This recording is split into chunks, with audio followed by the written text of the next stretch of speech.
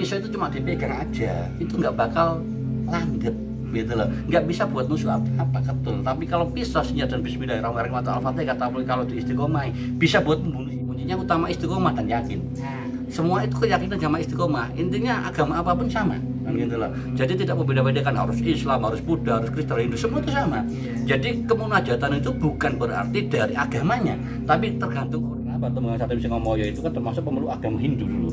Nah, membawa agama Islam Syekh Jumatul Kubro, termasuk beliau-beliau ini juga santrinya kan gitu loh. Seperti itu. Itu yang saya lihat dari pandangan saya ya.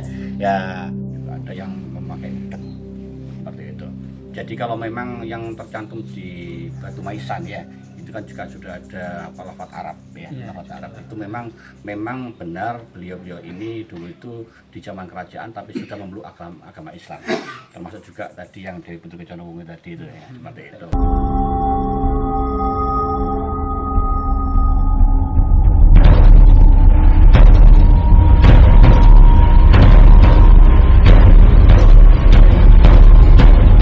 Tasoma Bhinneka Tunggal Ika Tandhana Dharma Mangrua. Ternyata di Majapahit di puncak kejayaannya ini banyak juga para saudagar muslim, bahkan diduga para keluarga atau kerabat Raja Majapahit atau para petinggi kerajaan Majapahit banyak yang memeluk Islam. Namun pada waktu itu Islam belum dianggap sebagai agama baru karena penyebutannya masih menggunakan istilah-istilah lokal. Misalnya sembahyang yang digunakan hingga saat ini berasal dari kata sembah Sang Hyang Widi yang merupakan itu adalah kebiasaan kirah kerajaan Majapahit. Coba kita masuk ke sebuah area ya, area makam 7 yang menurut para arkeolog termasuk L.C. Damai atau Charles Louis Damai ini merupakan kesejatiannya adalah makam asli era kerajaan Majapahit di puncak kejayaannya. Nah ini sampai saat ini dikenal dengan makam 7 ya oleh Balai Pelestari Kebudayaan Jatim. Monggo Pak. Kundir nama? Saking pundi Bu? Jogja. Jogja. Jauhnya Bu. Geng.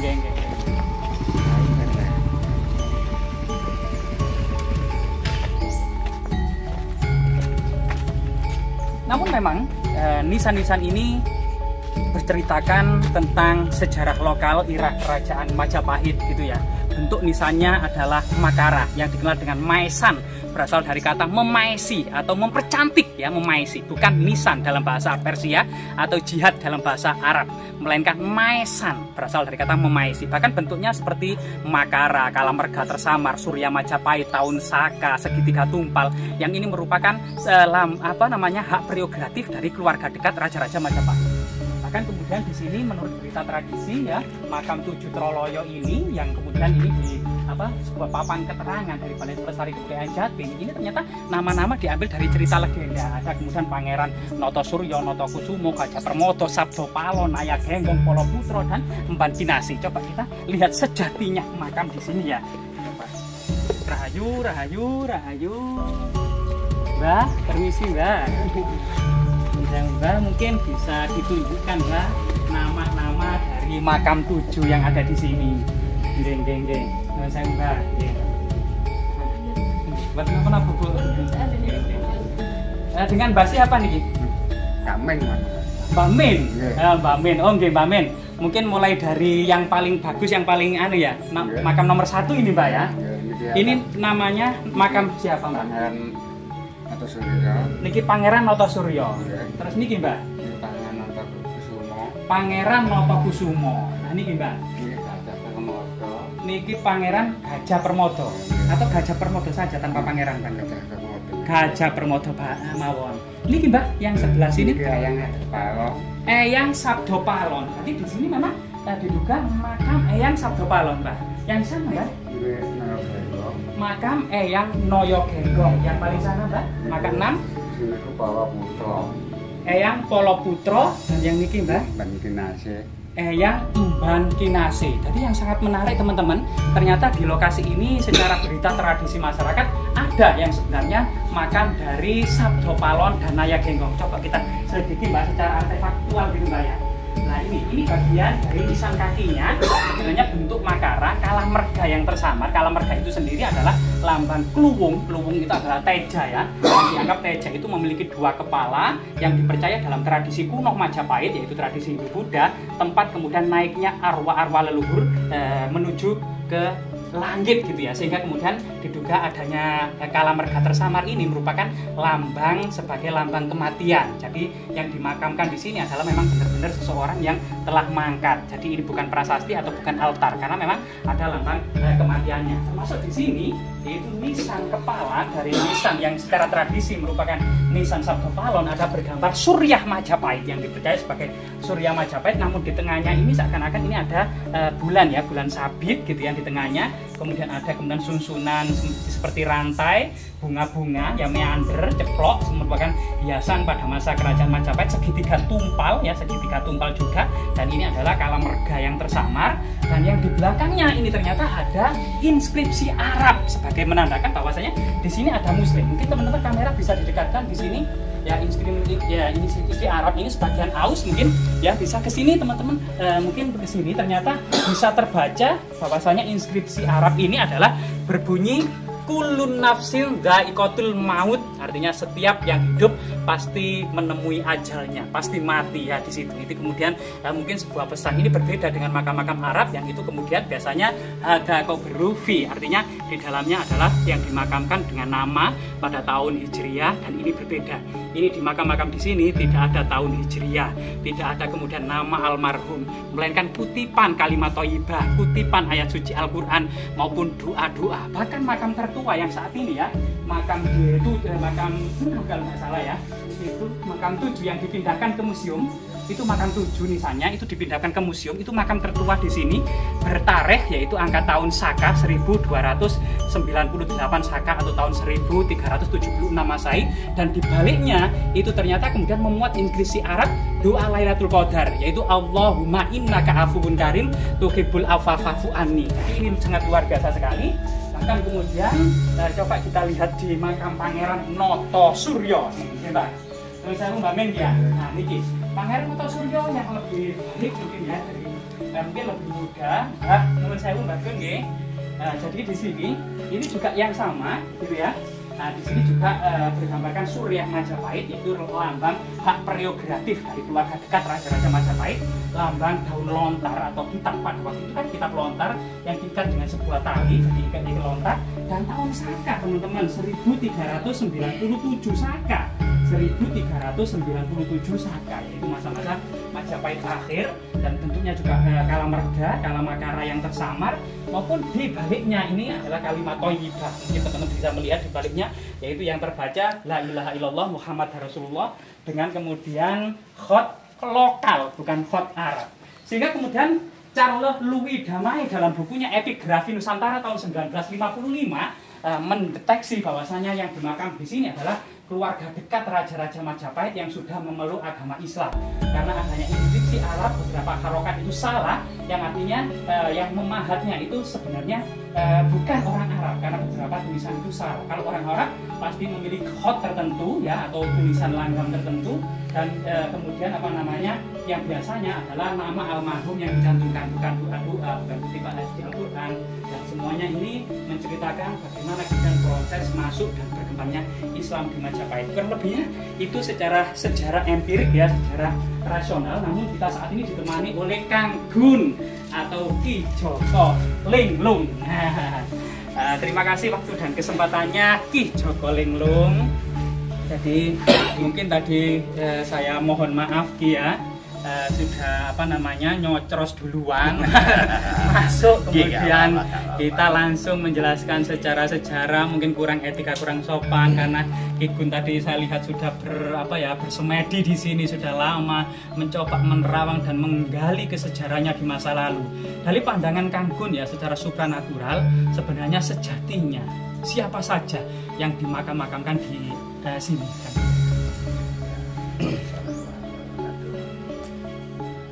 Ya, dari pandangan saya, dari terowongan yang tadi coba saya detek ya, melalui terowongan secara kulit ya, memang ada benarnya di sini. Maka istilahnya dikatakan makam ya, makam. Soalnya ini saya lihat juga muncullah beliau-beliau yang di sini juga ada sebagian berpakaian kerajaan, tapi juga ada yang memakai hijab seperti itu. Jadi kalau memang yang tercantum di Batu Maisan ya, itu kan juga sudah ada lafaz Arab ya, lafaz Arab itu memang benar beliau-beliau ini dulu itu di zaman kerajaan tapi sudah memeluk agama Islam, termasuk juga tadi yang dari Batu tadi itu ya, seperti itu. Nah, kenapa kok ini sampai cuma 7 makam ya? 7 makam. Ternyata beliau 7 makam ini berperan penting dalam kerajaan. Gitu. Jadi beliau itu salah satu ujung tombak di kerajaan yang memang berperan penting untuk mempertahankan kerajaan itu. Semacam pejabat tinggi. Nah, pejabat tinggi, betul. Jadi orang-orang yang berpengaruh, orang-orang yang bukan orang biasa. Intinya beliau-beliau itu mempunyai suatu kanuragan yang tinggi yang bisa diandalkan, juga bisa menjaga martabat kerajaan Majapahit. Seperti itu. Dan salah satu juga yang saya lihat aspek tadi yang intinya yang di zaman yang dulu ya, zaman yang dulu itu kenapa di situ ada makamnya Sabto Palong. Nah, kalau orang nggak paham mungkin Sabto Palong itu tahun berapa? Nah itu kan bingung kan gitu loh. Agama Buddha dan Hindu. Buddha ya. Nyatanya orang-orang pasti seperti itu, pemikirannya secara logika seperti itu. Kenapa seperti itu? Karena mereka nggak paham kan gitu loh. Tapi kebenarnya kenapa kok itu ada kata-kata makam Sabto Palong? Sebenarnya ini bukan beliaunya, bukan Sabto Palongnya yang asli kan gitu loh. Jadi intinya yang diberi nama kata Sabto Palong itu adalah salah satu ajaran beliau yang dipeluk, akhirnya di situ anak turunnya itu tadi. Nah, di situ kan ada biasanya binti ya, itu kan terus-terusan ada canggahnya atau apa, itu termasuk beliau itu termasuk masih dari Sabto Palongnya. Masih keturunan Sabto Palong gitu. Jadi banyak orang yang mengatakan pasti bertanya-tanya, loh kok iso Sabto Palong itu tahun berapa? Ini kerajaan apa? Itu nyatanya seperti itu, banyaknya seperti itu. Nah, kalau makam 7 ini memang orang-orang memang berpengaruh di kerajaan, juga sudah memeluk sebagian juga memeluk agama Islam, dan di situ perjuangannya juga sempat dulu salah satu ulama, ya mohon maaf itu yang di depan ya Mbah Syekh Jumadil Kubro juga pernah juga intinya istilahnya membimbing beliau juga kan gitu loh, kemudian membimbing beliau juga. Makanya kenapa ada yang mengatakan bahwanya Tumbangun Satim Singomoyo itu yang membawa beliau Syekh Jumadil Kubro ke sini, yang di belakang depan itu. Karena apa? Tumbangun Satim Singomoyo itu kan termasuk pemeluk agama Hindu dulu. Nah, membawa agama Islam Syekh Jumadil Kubro, termasuk beliau ini juga santrinya kan gitu. Seperti itu. Itu yang saya lihat dari pandangan saya ya. Ya, terlepas dari semua orang yang meneropong yang lain itu saya tidak paham ya, karena setiap teropongan saya juga sudah bisa menjelaskan kan, intinya berkali-kali jelaskan orang itu tidak bisa meneropong itu sesuai sama, karena gaib itu bisa malih rupa. Nah, kehadiran juga setiap detik bisa berubah. Nah, seperti itu. Jadi kebenaran apa itu yang saya benarkan, yang saya lihat. Kalau saya nggak lihat, saya nggak bisa ngomong. Seperti itu. Ya, cukup dari saya. Iya, jadi teman-teman memang perlu digarisbawahi. Islam ketika masuk di Majapahit itu ya, penyebutan istilah-istilah dalam Islam itu masih menggunakan istilah-istilah lokal. Misalnya menyebut Allah itu diterjemahkan sebagai pangeran. Jadi pangeran. Bahkan sholat itu diterjemahkan sembahyang, yaitu sembah kepada Sang Hyang Widi, yang itu digunakan hingga saat ini. Tempat sholat pun bernama langgar atau langgar pamujan kan gitu, atau sanggar pamujan. Begitu juga puasa ya, puasa itu terjemahan saum, bahkan tilmidun itu diterjemahkan santri atau murid agama Buddha, sastri, cantri, santri ya gitu. Itu jadi pada waktu itu Islam ketika masuk Majapahit itu belum dianggap sebagai agama baru yang dianggap sebagai agama Buddha, namun sekte-sekte khusus atau aliran-aliran khusus dalam agama Buddha. Sehingga kemudian memang yang dikatakan Kang Gun tadi ternyata di Troloyo berasal dari kata kesetralaya, lapangan kematian atau memang kuburan dari bahasa Sanskerta ini, dekat dengan situs istana kerajaan Majapahit kurang lebih 100 meter ada situs Sumur Upas dan situs Kedaton itu kan, yang artinya memang di sini adalah memang orang-orang yang sudah memeluk Islam, namun Islam ketika masuk ke Majapahit itu menggunakan istilah-istilah lokal sehingga tidak terasa pangeran, gusti, raden, amet banyuwulu, puasa, santri, kiai, pendeto, sembahyang, langgar, dan ini semua istilah-istilah lokal pada masa kerajaan Majapahit. Bahkan Pali Songo pun juga menggunakan gamelan gitu ya, wayang, tembang macapat, bahkan kemudian dengan menggunakan Gapura Paduraksa, Gapura Wringin Lawang, termasuk kemudian beberapa wali itu mengharamkan menyembelih sapi. Nah, ini sangat luar biasa sekali. Inilah salah satu keunikan dakwah di Majapahit pada waktu itu. Mungkin ada lagi pesan dan kesan dari makam ini kan kepada netizen. Ya intinya gini, setiap kali kita itu mendatangi suatu makam ataupun suatu tempat-tempat sakral ataupun itu peninggalan kerajaan, intinya kita itu sesuai keyakinan kita aja lah. Kalau memang ada munajat yang penting sungguh-sungguh istiqomah, insya Allah terkabul. Terus kita tidak membenarkan seseorang yang dimanapun kita di makam situ membuat suatu argumen. Karena suatu argumen yang soal kegoiban itu suatu hal yang fatal lah, tidak akan ketemu gitu loh, seperti itu. Contohnya dulu kan pernah 2000 berapa itu ada di Banyuwangi perkumpulan paranormal 1 Nusantara untuk membentuk suatu undang-undang santet. Sampai sekarang apa jadi? Nggak mungkin jadi. Karena suatu goib itu tidak bisa dipastikan seperti itu. Karena bisa malih lupa, bisa menjadi suatu momen itu beda, tempat juga beda situasi ya, seperti itu. Jadi pesan saya sama Nadiem, intinya kalau suatu pergoiban ataupun istilahnya urusan-urusan yang memang tidak bisa dikatakan suatu hal yang real, itu jangan diperdebatkan, percuma. Nah, seperti itu. Kalau memang jenengan pengen sowan di sini, di makam sini, ya keyakinannya seperti apa? Nah, keyakinannya memang di sini tujuannya untuk pangkat atau derajat atau kerezekian, ya minta sama Tuhan kita untuk lantaran sesepuh sini supaya munajat. Ya kuncinya utama istiqomah dan yakin. Semua itu keyakinan sama istiqomah. Intinya agama apapun sama, kan gitu loh. Jadi tidak membeda-bedakan harus Islam, harus Buddha, harus Kristen, Hindu, semua itu sama.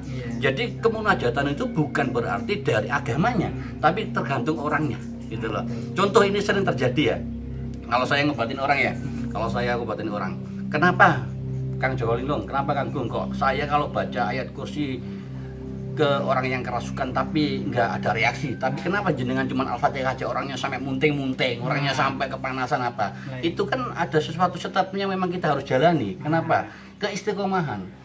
Ibarat orang itu mempunyai pisau, kalau pisau itu cuma dipegang aja, itu nggak bakal langgep, gitu loh. Nggak bisa buat nusuk apa ketul. Tapi kalau pisau senjata dan Bismillahirrahmanirrahim atau Al-Fatihah, kata kalau diistiqomai bisa buat membunuh siapapun, biar buat mengobati siapapun, gitu loh. Oke, Kang Gung, terakhir ya Kang Gung, mungkin untuk biar kesuksesan kita semua diberi kesuksesan, kesehatan gitu ya. Kita kirim Fatihah doa yang dipimpin oleh Kang Gung. Oh, siap. Oke. Bismillah. Ila hadratina Mustafa Rasulullah sallallahu alaihi wasallam. Fatihah. A'udzu billahi minasyaitonir rajim. Bismillahirrahmanirrahim. Alhamdulillahi rabbil alamin arrahmanir rahim maliki yaumiddin. Iyyaka na'budu wa iyyaka nasta'in. Shiratal mustaqim. Shiratal ladzina an'amta 'alaihim ghairil maghdubi 'alaihim waladdallin. Illa khususan arwahil kubur. Awliya wa rasul wa ulama. Makam itu. Al-Fatihah. A'udzu billahi minasyaitonir rajim. Bismillahirrahmanirrahim. Alhamdulillahi rabbil alamin arrahmanir rahim maliki yaumiddin. Iyyaka na'budu wa iyyaka nasta'in. Ihdinas siratal mustaqim siratal ladzina an'amta 'alaihim ghairil maghdubi 'alaihim amin. Wabil khusus sebab ini sebuah sikra saking terowongan setuju kanggo hadirari setuju sing ada waktu bacaannya itu cukup berkah. Al-Fatihah. A'udzu billahi minasyaitonir rajim. Bismillahirrahmanirrahim. Alhamdulillahi rabbil alamin arrahmanir rahim maliki yaumiddin. Iyyaka na'budu wa iyyaka nasta'in. Ihdinas siratal mustaqim. Shiratal ladzina an'amta 'alaihim ghairil maghdubi 'alaihim waladdallin. Amin.